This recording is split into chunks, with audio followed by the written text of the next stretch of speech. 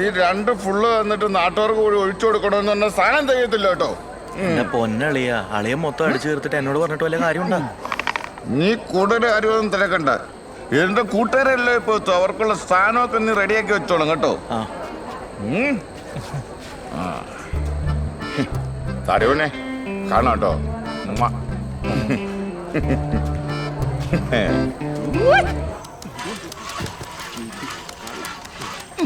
ആശാനെ, ഞാൻ കുറെ നേരമായിട്ട് പറയണത് ഇതൊന്നും നടപടിയാവണ കേസൊന്നുമല്ല.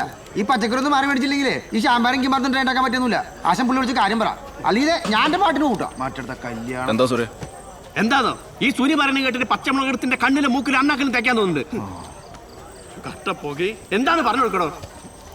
എന്റെ പൊന്നിയേട്ടാ, ഈ പച്ചക്കറി ഒന്നും കാര്യം നടക്കൂല കേട്ടാ. ഈ തക്കാളിക്കൊക്കെ ഉണ്ട് ചീഞ്ഞ മുട്ടയുടെ മണമാണ്. ആ വെണ്ടയ്ക്കൊക്കെ പച്ചക്കറിനെ പോലും കൊള്ളൂല.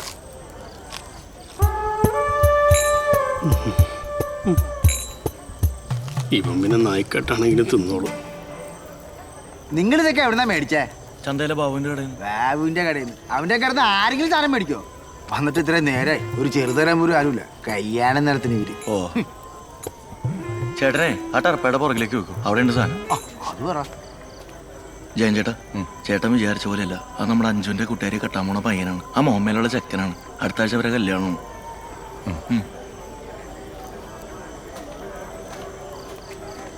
പിന്നെ സൂനി പറഞ്ഞാലും കാര്യമുണ്ട്. ആ തക്കാളി മാറ്റി പുതിയ തക്കാളി വാങ്ങാൻ നോക്ക് കേട്ടോ. എന്റെ സ്വഭാവം അവർക്ക് അറിയില്ല.